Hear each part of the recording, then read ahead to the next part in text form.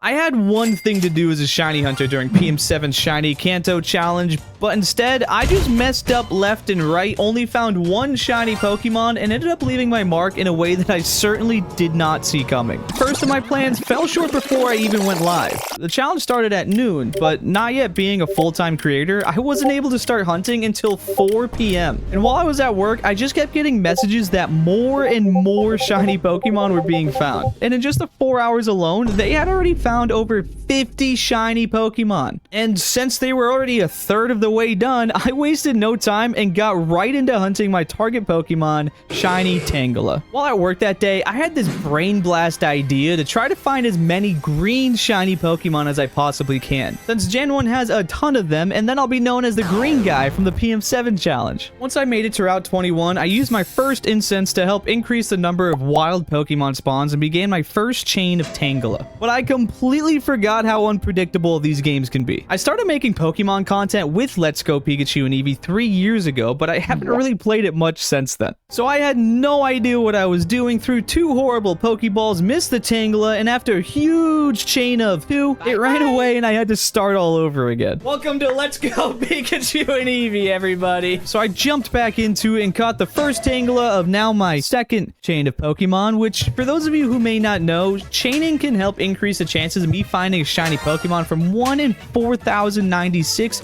all the way down to 1 in 273 if I can get that chain up to 31 without it breaking. That's gonna be a huge if. This time around though, my chat decided to give me some tips like use the double ball throw technique, use raspberries, and someone even told me to use my Master Ball on the shiny, which I actually considered. Master Ball the shiny? I'm thinking about it. I have 4 Master Balls in this game. Which you should consider subscribing so you too can con me into using my Master Ball during live streams. That might have been the weirdest way I could have done that. After spending an hour to get my chain up to 21, Tangela ran away, and this is when everything just went downhill. Again, I decided that Pokemon Let's Go just wasn't going to give us the shiny luck we needed. So I switched over to Pokemon Legends Arceus, but as I was switching games, I found out that, well, Tangela has already been found. No, wait. Yeah, shiny Tangela! Oh my gosh! Come on. Let's go! So I just wasted the entirety of the first hour shiny hunting for a Pokemon that was literally already claimed. Lucky for me though, Pokemon Legends Arceus is the easiest game to get shiny Pokemon in. But trying to stick to my theme of green shiny Pokemon, I decided that I would try my hand at finding a shiny Onix. And chat had also recommended Lickitung, which works out since both of them can be found in the Crimson Mirelands. After finding a good route to look for both of my targets, I stumbled upon my first massive mass outbreak, which actually had 2 Lickitungs and an Onix. After running around and dodging all of the Onix to save my life and finishing all 3 outbreaks, nothing shined. But that's when I remembered that I can also check the most aggressive Pokemon of all time, Paris. After being stressed out for about a good 3 minutes or so, yet again, nothing shined. At this point, I'm over 5 hours into the event. 72 shiny Pokemon have now been found, including Hitmonlee and Hitmonchan. How was I going to be known as a green shiny guy if half of them have literally already been claimed? It was time for me to finally just get a shiny Pokemon. During the next reset, there was an outbreak in the Cobalt Coastlands, and there's actually a few Pokemon that I could find there, like Machop, Tentacool, Magmar, and possibly even Onix. I quickly learned though that Paris actually wasn't the most aggressive Pokemon, and instead it is actually Tentacool. And trying to catch these things in an outbreak felt like that one episode of Pokemon where the Tentacool just take over the entire city and the giant Tentacool comes up and just starts smashing everything or something like that. After catching a few Tentacools, a second wave started to spawn in, which had huge alpha Pokemon, and well, they're super aggressive. Lock on. Dude, I hate shiny hunting in the water. Come on, Tentacruel.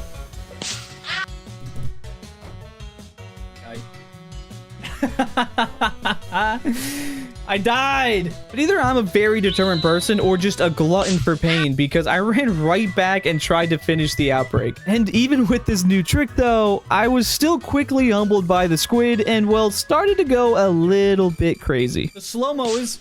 I hate this game! No! I'm done. There's no tentacles. I'm losing it, chat.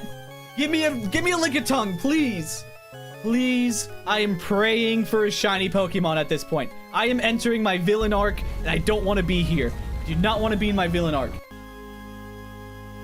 We don't have a single Lickitung. Chat, we don't have a single Lickitung. Chat, there's not one single Lickitung on the screen. Absolutely nothing we could do with this outbreak. Instead of being the green guy from the PM7 event, I was just turning into the madman from the PM7 event. After taking some deep breaths, I finally struck gold with 2 Onyx and 2 Lickitung outbreaks. I cleared both of the Onyx outbreaks, well, not after dying one more time, of course, and then flew over to the Lickitung to find... Yes! Finally! We finally found a shiny! Oh, our descent into madness is gone. We're happy now. Let's go! The golden shiny Lickitung has finally been found. Hours of shiny hunting, and I finally contributed 1 of the 79 shiny Pokemon that have been found. So my hunt for green shinies ended with me finding a gold shiny. After coming to my senses, I decided it was time to catch up with some of the other creators hunting. So Cross and Casey and I hopped into a call, and I decided to revisit a hunt that I started 3 years ago when I first started making Pokemon content. 3 years ago, I started live streaming on Twitch with shiny hunting content in Let's Go Pikachu. And 3 years ago, I started soft resetting for a shiny Mewtwo and got almost 3 times over the 1 in 1,365 odds of finding a shiny legendary Pokemon. And what would be more poetic than me finding the shiny during this massive event? I could be the guy that got one of the legendaries, and I mean, hey, it's still kind of green. So I decided that I would occasionally do 40 soft resets in between hunts, and well, there wasn't a single green tail in sight. I didn't want to waste too much time resetting though. I remembered a comment that chat had about an hour ago regarding a certain Pokemon. This one comment from Ketchup Lemon would end up changing my destiny for this entire challenge and would cause me to leave a mark that I never would have dreamed of. I set up for the Seafoam Islands, got stopped by a trainer that I somehow have been avoiding for over 3 years now, and caught the first of many Seel. Chain was going great until the chain got up to number 26, and I was mildly distracted while talking to Casey. I feel like I have to go for the fossil Pokemon as well. I have a couple fossils that are just like in my inventory that I've had forever, and I'm like, I kind of want to just go and try opening them. Oh no! Yeah. What happened? My Seel ran away. No. It didn't even make the it didn't make the animation. So I decided to go back and do some more Mewtwo resets, which after a little over 40 more resets, I got a notification in Discord that Hoodlum Callum has found a shiny Mewtwo. While I am very excited for this to be found, considering this is a team effort and we're all working towards one goal, I was still a little bit upset to have another Pokemon yoinked out from underneath me. But more importantly, I just still don't have my shiny Mewtwo. At this point, I have made 4 separate plans and only one of them has kind of gone successfully. So I went back to the Seafoam Islands, and when I got there, our call was joined by none other than Shiny Catherine. We ended up finding a shiny Alpha Graveler while we were in the call, but unfortunately, it was already claimed. During that process, the Seel chain got up to a whopping 7 before it broke for now the 2nd time, and my shiny hunting ability started to be questioned. You know what to look for before it's gonna run away, right? Yeah, the different animation, but like, Yeah. I'm like half paying attention, I'll be honest. 10 hours have passed with the event by now, and I'm done messing around. It was time for some sweaty shiny hunting. I'm talking double ball throws. I'm talking running after the first throw, and I'm even talking about using reverse psychology. Oh my gosh, please don't shine for me. Yeah, Seel, please don't be gold. I would be so angry. Gold? Yellow. It's like a goldish yellow, right? Seel? Yeah. Isn't Seel like... Shiny? Isn't it like basically still white, or am I misremembering? It's like, yeah, I mean, it's like a goldish yellow white. It's very, okay. Yeah, it's very subtle.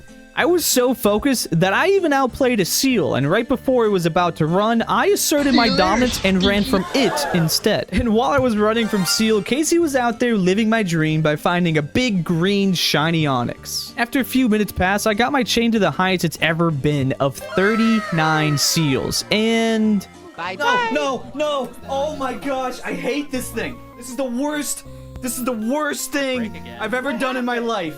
Yeah, so after losing 5 chains in one day and only finding 1 shiny in 7 hours, I decided to call it a night. I woke up the next day with only one thing on my mind. At this point, it was personal. No more trying to be the green shiny guy, no more trying to be the shiny Mewtwo guy, and just no more failures. Without wasting any time yet again, I jumped right into the shiny hunting, starting out just as sweaty as I was the last night. Double ball throws and lots of running. In only 30 minutes of chaining, I was at a chain of 31 and the best chance to find a shiny Pokemon. But there was one more thing I needed to do to increase my shiny odds, and that was to join the Super Lucky Room Discord call. Good morning, gamers. Morning, Kanin. How's your seal going? I have a chain of 31. I'm ready to find a shiny. You're getting that seal. It's happening. I need it. At this point, the group as a whole is getting desperate. So desperate that we resorted to selling out for shiny Pokemon. I'm trying to find a great Christmas present for my little sister. Maybe something that's like a frog plush. You got any like good thing I can purchase? Wait, are you trying to get me to like plug on other people's streams? That's crazy. But I just found a Caterpie as you did that, so you're so right. Yo! Play-more.store. Right. Wow, what a great place to go. It's exactly where you can get this incredible frog plush. You're so right, Landon. You're so right. I knew it'd bring the shiny. I knew it. And right when I needed it most, PM7 gave me the motivation that I needed. Squirtle's the only thing I will break this chain of Seel for if it does spawn. You gotta get Seel though. I mean, come on. I know. I know. Nothing else. You can't return to normal content after this. I hope you know. You're stuck in there until you get Seel. I'm blocked here. This is what you do now. You get Seel. It is now how many hours after the event will it take before Kanin gets the Seel? Exactly. What is a man without their shiny seal? You know, I ask it often. I wasn't going to let that joke become a reality though. There was still over 2 hours left of this event and plenty of time to find a shiny Seel. Or so I thought. Moments after our initial conversation, there was word that Tiller had just found a shiny Seel. And even though he caught a Seel, he had also failed a Dugong. And while that is incredibly unfortunate, it meant that I wasn't out of this just yet. I could still be the Seel guy. Or at least one of the Seel guys. The Seel chain continues on and more people are finding shiny Pokemon. The energy in the call just continues to climb and we actually ended up surpassing over 20,000 subscribers on the channel. And I just want to say thank you for all of your support. And with just 20 minutes left of this challenge, the absolute worst thing that could have happened did happen. Don't need it. Hey, I got my sentimental shinies, so I'm happy. Somebody clip that. I may have or may not have just failed the shiny. No. I'm not even kidding. It popped up as I was going down the ladder for like a half second. I don't know if it was a cave sparkle or not. Somebody rewind that. I'm going to your stream literally right now. It was the shiny. Most filled shiny. No! No! Oh, Kanin. That's tough. That's tough. Oh, Kanin, no. How has the same Pokemon been 2 fails in the last like hour? And why is it Dugong? Right, exactly. No, it's just not very likable. Oh yeah, it's definitely a shiny. Yeah. Oh my gosh, that was so shiny. Oh my gosh. Despite there still being 15 minutes left, that Seel would be one of the last and final shiny Pokemon seen during the event. As a way to cope with my failure though, I thought it'd be really funny if we all tweeted out our collective hatred for Seel. And we kind of got a lot of tweets. Despite all these setbacks though, not only was the event an absolute blast, but I was still able to leave my mark in the Pokemon community. I'm not the green shiny guy, I'm not the Mewtwo guy, I'm the Seel guy. Or at least the guy that failed the Seel. Shiny Seel! Shiny Seel, it's a real thing! So I finally got my Seel, but I found way more shiny Pokemon in this video right here, and you should totally go click on it. For real, I'll go click on it and I'll be over there in like a second. Oh, and real quick, I do just want to say a massive thank you to PM7 and Neo for putting on such an incredible event. Hopefully next year though, I could find more than just one shiny Lickitung.